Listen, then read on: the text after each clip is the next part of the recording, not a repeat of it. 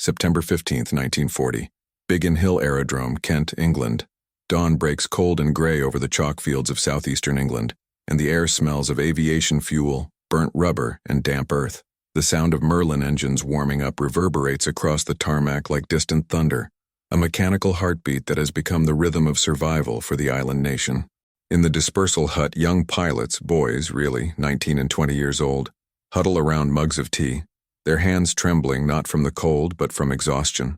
They have been flying 4, sometimes 5 sorties a day. They have seen friends burn. They have watched parachutes fail to open. They have learned that the sky is not freedom but a killing floor. And then there is squadron leader James Thornton, 42 years old, sitting alone near the window, methodically cleaning his goggles. The younger pilots avoid his gaze. They have heard the rumors that he flew in the Great War, that he was grounded in 1935 for being past his prime, that he begged for reinstatement when the Luftwaffe came. The Air Ministry called him obsolete. His wife called him reckless. His daughter called him a fool. In 7 days, he will prove them all wrong. Britain, in the autumn of 1940, is a nation suspended between myth and annihilation. The beaches are mined.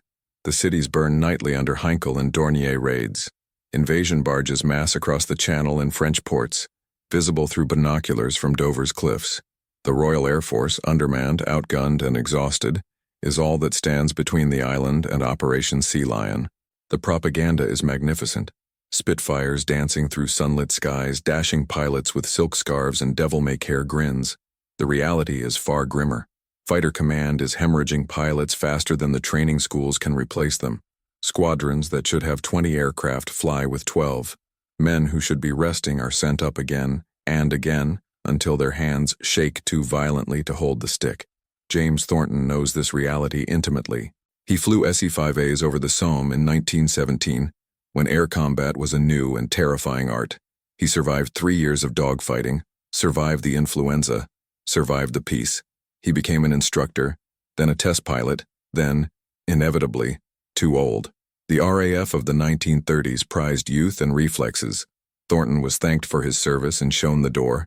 He took a position with an aircraft manufacturer, designed improvements to gun sights, and watched from the ground as a new generation took to the skies. Then came Poland. Then came France. Then came Dunkirk. Thornton wrote letters, dozens of them, to the Air Ministry, to his old commanding officers, to anyone who might listen. You need experienced pilots. You need men who have fought and survived. The replies were polite and dismissive. Fighter command wanted 20-year-olds with fast hands and empty heads, not middle-aged men with families and mortgages. But by August 1940, the calculus had changed. The Battle of Britain was devouring pilots at an unsustainable rate. Standards dropped, training shortened, and one morning James Thornton received a telegram. Report to Biggin Hill. Operational duty. Hurricane Squadron. His wife wept. His daughter, 16 years old, asked him why he couldn't just let the young men do their jobs. Thornton had no good answer, only the terrible certainty that if men like him did not fly, there would soon be no young men left to fly at all. He packed his kit, kissed his family, and returned to war. The squadron receives him with skepticism barely concealed beneath military courtesy. The commanding officer, a wing commander of 31 who looks 50, assigns Thornton to Red Section and makes it clear that he expects nothing. The other pilots, boys with names like Chalky and Ginger and Sprague, exchange glances. They have seen older pilots before. Men dragged out of retirement or administrative posts, men whose reflexes are a half-second too slow, whose night vision has faded, whose nerves have frayed. Such men die quickly, and sometimes they take their wingmen with them. Thornton understands their doubt. He would doubt himself too if he were in their position, but doubt is a luxury he cannot afford. He studies the aircraft, reacquaints himself with the rhythms of combat flying. The Hurricane is heavier than the fighters he remembers, less nimble than the Spitfire but more forgiving, a workhorse rather than a thoroughbred. Its 8 Browning machine guns pack devastating firepower at close range.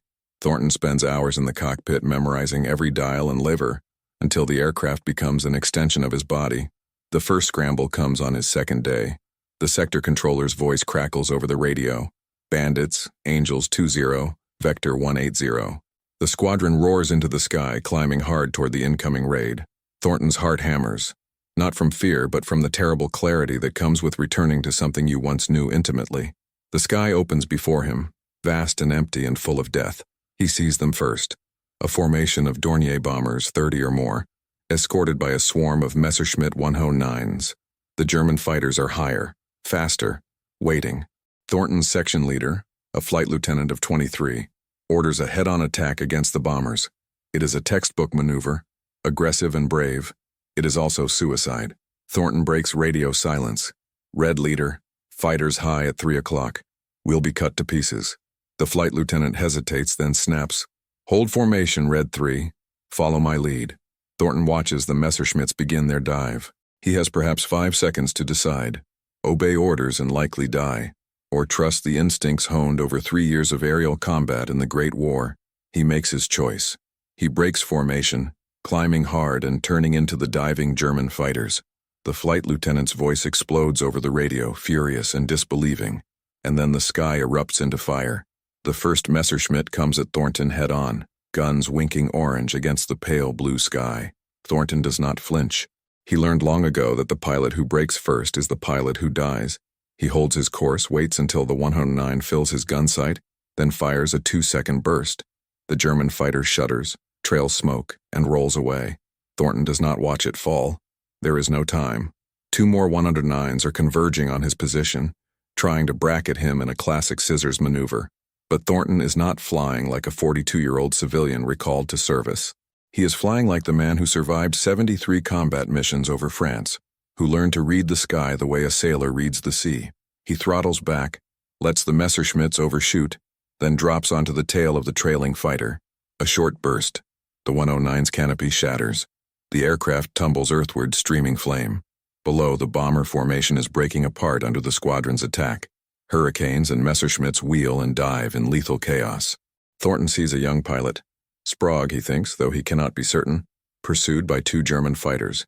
The boy is pulling too hard, bleeding speed, entering a spin he may not recover from. Thornton dives, pushes the Hurricane to the edge of structural tolerance, closes to within 100 yards of the nearest 109 and fires. The Messerschmitt explodes so violently that Thornton flies through the debris cloud, feeling the impacts against his wings. The second German fighter breaks off, fleeing east toward France. Thornton lets him go. The sky is suddenly quiet. He checks his fuel, his ammunition. He is nearly dry on both. Below, the English countryside spreads green and peaceful, as though no war is being fought at all. Back at Biggin Hill, Thornton lands and taxis to dispersal. The ground crew swarms over his Hurricane, counting bullet holes, assessing damage. The intelligence officer approaches with a clipboard, asks for his report. Thornton describes the engagement in clipped factual terms. 2 confirmed, 1 probable. The officer makes notes, nods, moves on to the next pilot. The flight lieutenant does not speak to him. But that evening, in the dispersal hut, one of the younger pilots, Chalky, sits down beside Thornton and asks very quietly, "Where did you learn to fly like that?" Thornton stares into his tea. "The Somme," he says, "a long time ago." The psychological toll of the Battle of Britain is rarely discussed in the newspapers or the radio broadcasts. The public hears about gallant pilots and daring victories, but they do not hear about the aircrew who vomit before every mission, who cannot sleep without nightmares, who flinch at the sound of aircraft engines. They do not hear about the pilots who simply disappear, not shot down, not captured, but gone, walked away from their squadrons in the night because their minds could no longer bear the strain. Thornton watches the young pilots fracture under the pressure. They joke and laugh and maintain the facade of invincibility, but their eyes tell a different story. They have been at war for months, flying multiple sorties daily, seeing friends die in flames, knowing that each scramble might be their last. Some cope by drinking, others by writing letters they will never send, a few by retreating into a cold, mechanical detachment that frightens even their comrades. Thornton, paradoxically, finds himself steadier than he expected. Perhaps it is because he has done this before, survived one war and rebuilt a life afterward. Perhaps it is because he is older, better able to compartmentalize fear and duty. Or perhaps it is simply that he has less to lose. His daughter is nearly grown, his wife resilient, his life already well lived. The young pilots are flying for futures they have barely begun to imagine. Thornton is flying for a past he refuses to surrender. The squadron begins to change its opinion of him. It starts subtly, a nod of acknowledgement, a request for advice about deflection shooting, an invitation to join the evening card game. The wing commander, reviewing combat reports, notes that Thornton's section consistently returns with fewer losses and higher kill ratios. He does not make a fuss about it. The RAF values results over sentiment, but he quietly ensures that Thornton is assigned to the more critical intercepts. On September 18th, intelligence reports that the Luftwaffe is shifting tactics, sending larger fighter sweeps ahead of bomber formations, trying to draw out the RAF and destroy it in the air. It is a war of attrition, and Britain is losing. Fighter Command has perhaps 3 weeks of operational capability remaining before the mathematics of loss become insurmountable. Thornton knows this. They all know this. But they also know that surrender is not an option.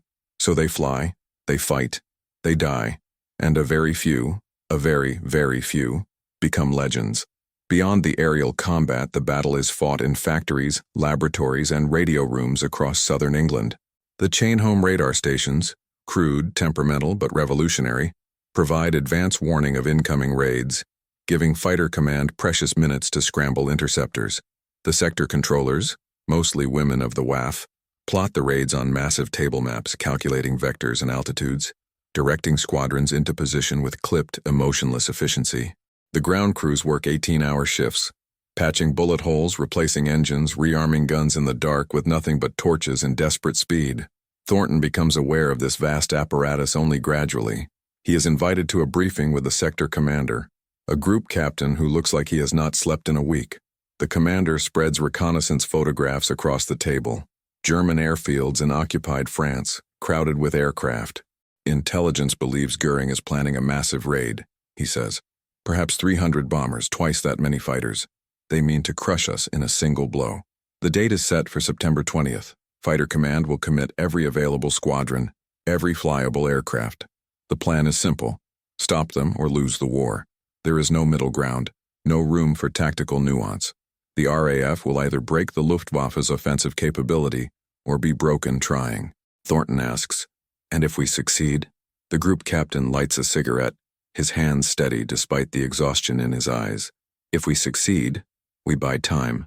A month, perhaps 2, long enough for winter weather to make invasion impossible, long enough for America to start sending supplies, long enough for the Soviets to... He stops, shakes his head. We survive 1 more day. That's all we can do. Back at dispersal, Thornton briefs his section. The younger pilots listen with expressions ranging from grim determination to barely concealed terror. Chalky, who has flown 27 sorties in 3 weeks, asks the question they are all thinking. What if we don't have enough aircraft? Thornton considers lying, offering false comfort. But these men deserve honesty. Then we make every bullet count, he says. We don't break formation unless we have to. We protect each other. And we remember that we're not just fighting for England. We're fighting for the idea that free men can stand against tyranny and win. It sounds like propaganda, even to his own ears. But it is also true.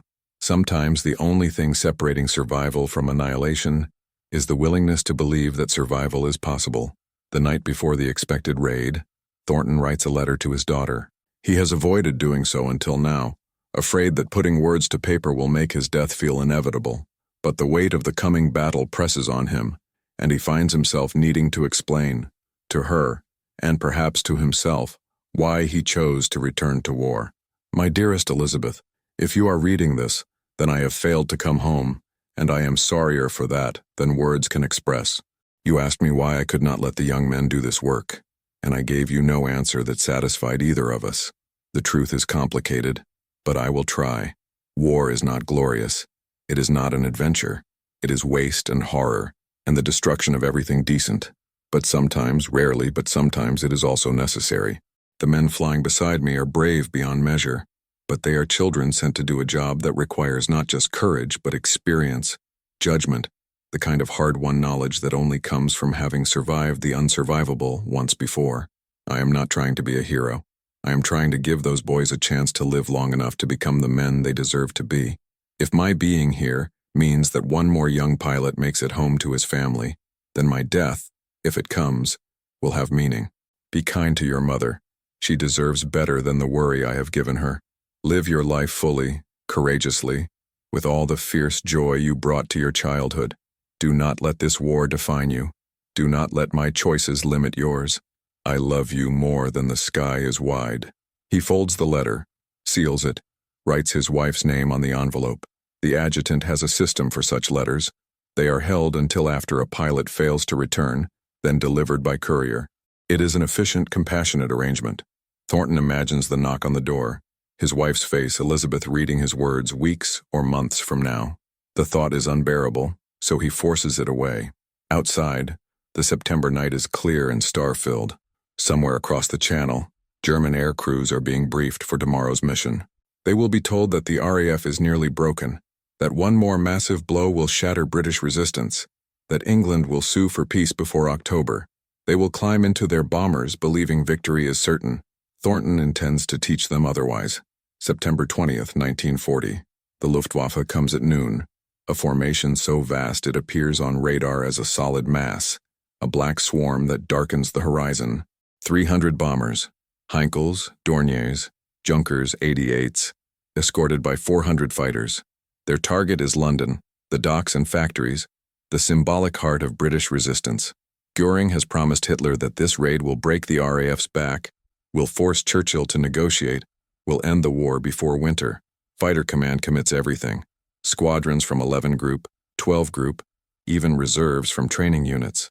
Spitfires and Hurricanes claw for altitude, racing to intercept the formations before they reach the capital. The sector controllers orchestrate the defense with desperate precision, vectoring squadrons into position, trying to concentrate force against the bombers while holding off the escorts. Thornton's squadron scrambles at 11:47 a.m. They climb through thin clouds, the Merlin engines screaming, and emerge into brilliant sunlight at 18,000 feet. Below and ahead, the German formation stretches across the sky like a plague of locusts. Thornton counts quickly, more than he expected, far more. The odds are catastrophic. Red section, this is Red leader. We're going for the bombers. Stay tight, watch your six. They dive, 12 Hurricanes against an armada. The German fighters react immediately, peeling off to engage. The sky fills with aircraft, British, German, wheeling and firing in three-dimensional chaos. Thornton picks a Dornier, closes to 200 yards, fires. The bomber's starboard engine erupts in flame. He breaks left, sees a Messerschmitt diving on chalky, reverses hard and snaps a deflection shot that sends the 109 tumbling away smoking. The battle is not a clean, heroic thing. It is industrial slaughter, machinery and men pitted against each other with murderous efficiency. Thornton shoots down a second bomber, then a third. His aircraft takes hits, rounds punching through the wings, the fuselage. He feels the Hurricane shudder, lose response in the ailerons. A German pilot, young and terrified, appears in his gun sight. Thornton hesitates for a fraction of a second. The boy cannot be more than 19, then fires. Duty allows no mercy. By the time his ammunition runs out, he has downed 6 aircraft in a single sortie. His Hurricane is barely flyable, trailing hydraulic fluid and fuel. He nurses it back to Biggin Hill, lands on a blown tire and climbs out shaking from adrenaline and exhaustion. The ground crew chief stares at the battered aircraft. "Bloody hell, sir. How did you keep her in the air?" Thornton has no answer. Luck, perhaps, or simply the refusal to die. The raid fails. The Luftwaffe loses 43 aircraft over London. Fighter Command loses 26. It is a tactical victory, but the cost is staggering. Pilots are so exhausted they can barely climb out of their cockpits. Aircraft sit unflyable, waiting for parts that may never arrive. The medical officer quietly grounds 3 pilots suffering from combat fatigue, their nerves too shattered to continue. But something shifts in the morale of the squadron. The men have survived the worst the Luftwaffe can throw at them, have bloodied an enemy that was supposed to be invincible, and they have watched squadron leader Thornton, 42 years old, supposedly past his prime, become the most effective killer in the unit. His tally now stands at 8 confirmed, 3 probable, in 5 days of combat. The wing commander summons Thornton to his office. "The Air Ministry is making noise about propaganda," he says. "They want to publicize your story. The veteran pilot, returned to service, defending the nation. You understand?" Thornton feels a flicker of distaste. "I'd rather they didn't, sir. I told them the same. You're too valuable to waste on speaking tours and newsreels." The wing commander lights his pipe, studies Thornton through the smoke. "How are you holding up?" It is a question rarely asked in the RAF. where stoicism is doctrine and emotion is weakness. Thornton considers lying, then decides against it. I'm tired, sir. We all are. But I can still fly. Good. Because intelligence believes the Germans are going to try again. Bigger raids, different tactics, they're desperate to break us before the weather turns. He pauses. I'm putting you in command of Red Section permanently. The flight lieutenant, he does not finish the sentence. The flight lieutenant died this morning, shot down over Kent. Thornton accepts the promotion without enthusiasm. Command means responsibility not just for himself, but for the men who will follow him into battle. It means living with the knowledge that his decisions will determine who survives and who burns. That night he sits alone in the dispersal hut, cleaning his guns with methodical care. The ritual is soothing, a small point of control in a world gone mad. Chalky enters, hesitates, then asks, "Do you ever get scared?" Thornton looks up. "Every time I take off. But you still fly. Because being scared and being a coward are not the same thing. And because if I don't fly, men like you have to fly twice as hard." Chalky nods slowly, absorbing this. Then quietly, "Thank you, sir." The week continues. A grinding blur of scrambles, combat, landings, and scrambles again. September 21st, 3 sorties. September 22nd, 4. September 23rd, the squadron intercepts a formation of Junkers 88s over the Thames estuary. Thornton shoots down 2, damages a 3rd. His hands develop a permanent tremor from gripping the control stick. His ears ring constantly from engine noise and gunfire. He eats mechanically, sleeps in 20-minute intervals, dreams of fire. The younger pilots begin to pattern their flying on his. They watch how he positions himself before attacking, how he conserves ammunition, how he uses altitude and sun and cloud cover. Thornton becomes an inadvertent instructor, teaching through demonstration the same lessons he learned over the Western Front 23 years ago. Patience, precision, aggression, tempered with survival instinct. On September 24th, the Luftwaffe changes tactics.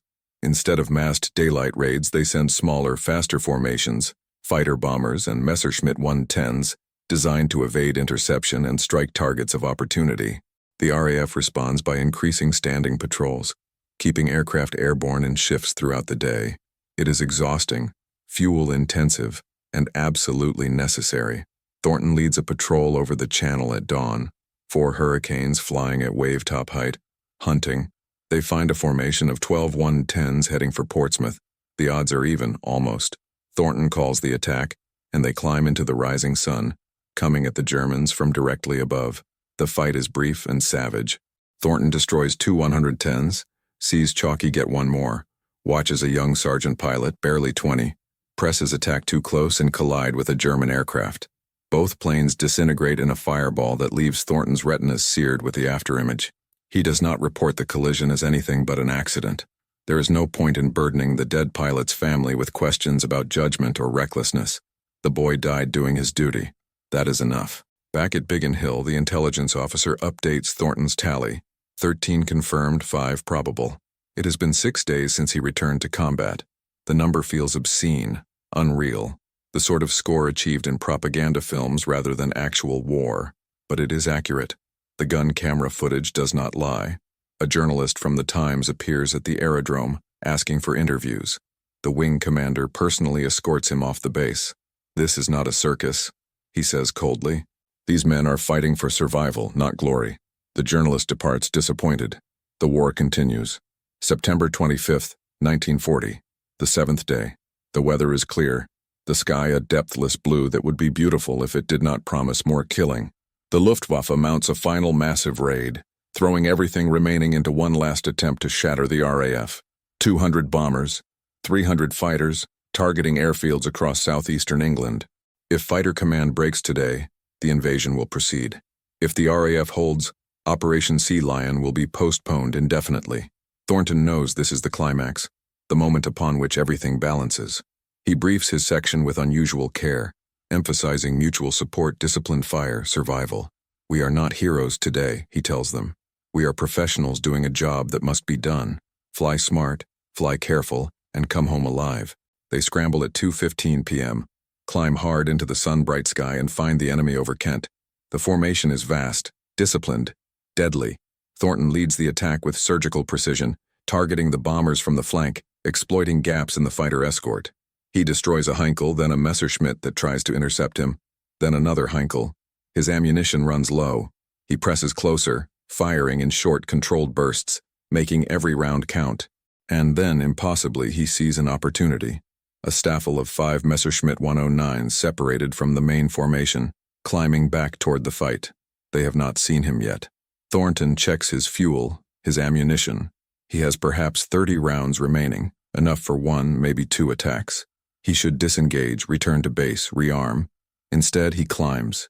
He comes at them from below, using the sun to mask his approach. The first 109 explodes under his guns before the pilot even knows he is under attack. The second tries to brake, but Thornton anticipates the move, fires, watches the German fighter's wing fold, and the aircraft spiral earthward. The remaining 3 scatter, diving for France. Thornton does not pursue. His ammunition is exhausted, his fuel critically low. He turns for home, alone in the vast sky, and realizes with sudden, overwhelming clarity that he has just shot down 15 German aircraft in 7 days. 15. It is a number that belongs in another war, another time, an era when aces were crowned and combat was somehow cleaner. He feels nothing. No pride, no satisfaction, only exhaustion and the quiet, persistent terror that he will not survive the landing. He survives the landing. The raid is repulsed. The Luftwaffe loses 56 aircraft. The RAF loses 29. It is another Pyrrhic victory, another day survived at catastrophic cost. But it is enough. By evening, reconnaissance reports that the invasion barges in French ports are dispersing, moving inland, being redeployed elsewhere. Hitler has postponed Operation Sea Lion indefinitely.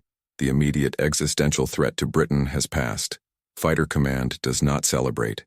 They are too exhausted, too hollowed out by loss. Pilots sleep where they sit. Ground crews collapse over their tools.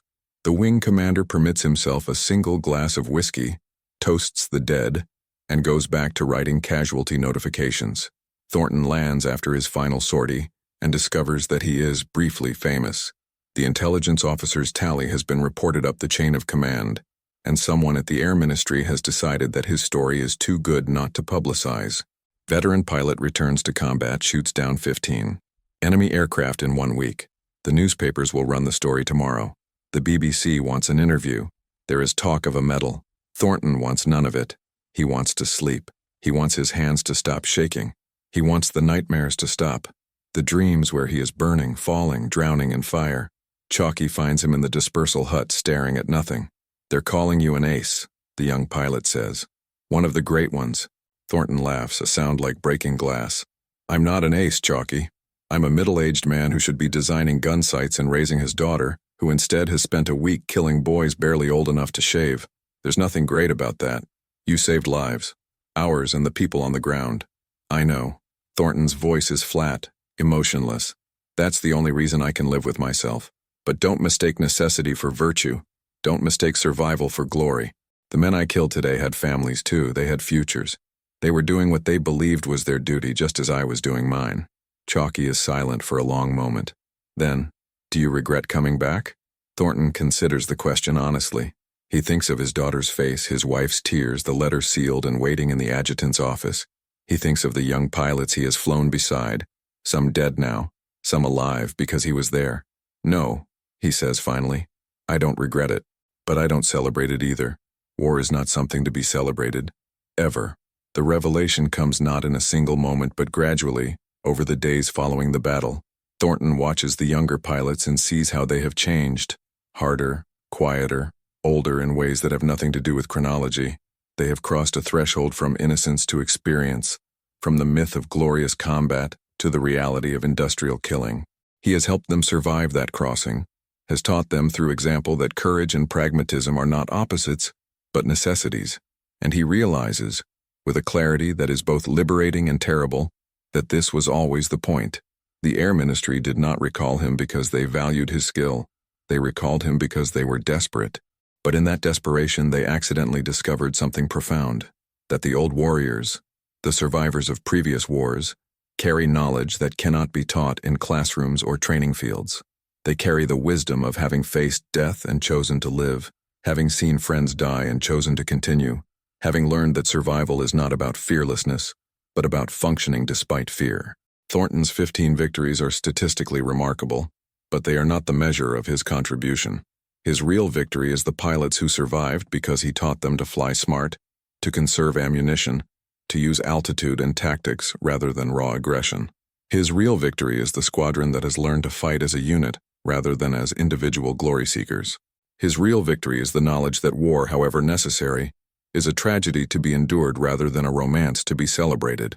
The medal arrives a week later, the Distinguished Flying Cross, presented quietly without ceremony. Thornton accepts it, thanks the wing commander, and locks it in his footlocker. He writes to his daughter, a different letter this time, one that says, "I am coming home. Not today, not tomorrow, but soon. The war will continue, but my part in it is ending. I have done what I needed to do. I have given what I had to give. Now it is time for the young men to carry the burden, and for old men like me to step aside and let them grow into their own legends." He flies 3 more sorties, scores no more victories, and is quietly reassigned to a training command. The newspapers lose interest. The BBC finds other heroes, and squadron leader James Thornton becomes what he always was, a man who did his duty when called. Nothing more, nothing less. The Battle of Britain officially ends on October 31, 1940. The Luftwaffe has failed to destroy the RAF, failed to secure air superiority, failed to make invasion possible.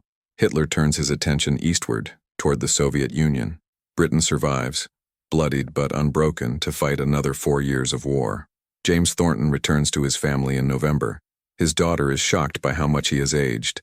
His hair gone gray, his face lined, his eyes carrying a weight they did not have before. His wife holds him and weeps, and he has no words to comfort her because there is no comfort in what he has seen and done. But they rebuild their life together, slowly, carefully, learning to live with silences that cannot be filled. He teaches at a fighter training school for the remainder of the war, passing on the lessons he learned over the Somme and over Kent. He is a good instructor, patient and thorough, and his students love him because he does not romanticize combat, does not feed them myths of glory and heroism. He teaches them to survive. Many do. After the war, he returns to aircraft design, contributes to the development of jet fighters, lives quietly. He attends reunions of his squadron, drinks with the survivors, toasts the dead. He does not speak much about his own combat record. When asked about the 15 victories, he deflects, changes the subject, redirects attention to the men who did not come home. His daughter grows up, marries, has children of her own. Thornton becomes a grandfather, finds unexpected joy in teaching his grandchildren to fly kites, to read the sky, to see the beauty in clouds. He never takes them to air shows or military museums. He never speaks to them about the war. He dies in 1973, at the age of 75, peacefully in his sleep. The obituaries mention his service, his victories, his medal. They call him a hero. His family knows better. They know he was simply a man who, when his nation called, answered, not because he wanted glory or adventure, but because he understood that sometimes the only thing standing between civilization and darkness is the willingness of ordinary people to do extraordinarily difficult things. The sky remembers him still, and those who learned to fly in his shadow remember the lesson he taught, that courage is not the absence of fear, but the decision to fly anyway.